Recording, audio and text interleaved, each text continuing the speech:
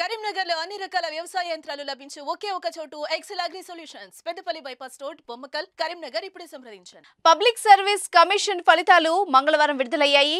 1016 మంది సివిల్స్ కి ఎంపికయ్యారు.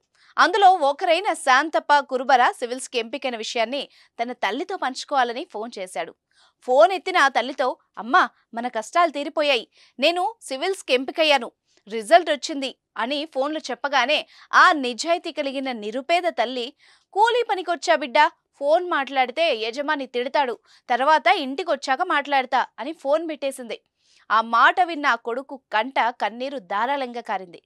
ఇన్ని రోజులు అమ్మ తన చదువు కోసం ఎంత కష్టపడిందో కళ్ల ముందు ఒక్కసారిగా మెదలాడింది.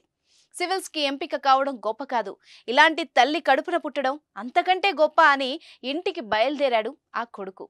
ఈ కన్నీళ్లు తెప్పించే సంఘటన కర్ణాటకలో చోటు చేసుకుంది. పూర్తి వివరాలు చూద్దాం.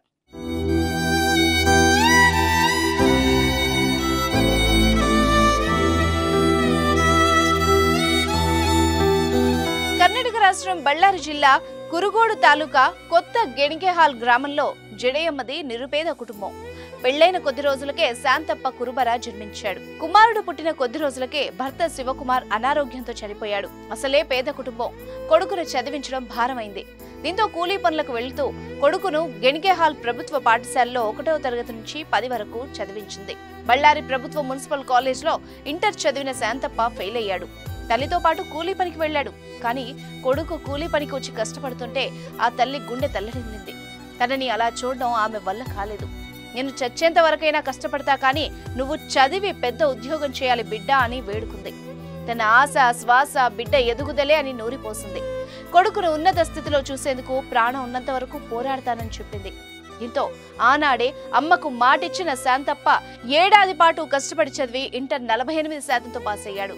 బళ్ళారి వీరశైవ మహావిద్యాలయంలో BSc చదివి 78% మార్కులతో ఉత్తీర్ణుడయ్యాడు. ఆ తర్వాత ఎస్ఐ జాబ్ వచ్చినా తల్లికిచ్చిన మాట ప్రకారం సివిల్స్ పై టార్గెట్ పెట్టాడు. 1కి 2 సార్లు ప్రయత్నించాడు. ప్రతిసారి దగ్గరకొచ్చి వెళ్లిపోయింది.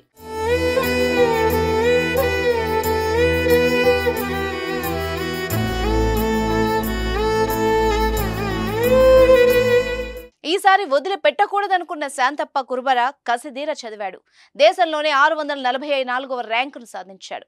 అమ్మకిచ్చిన మాట నిలబెట్టుకున్నాడు. ఇప్పుడు అతని ముందున్న ఏకైక లక్ష్యం ప్రజలకు వీలైనంత ఎక్కువ సేవ చేసి అమ్మ కష్టాన్ని మర్చిపోయేలా చేయడమే. హ్యాట్స్ ఆఫ్ టు తల్లి జడేయమ్మ అండ్ కొడుకు శాంతప్ప.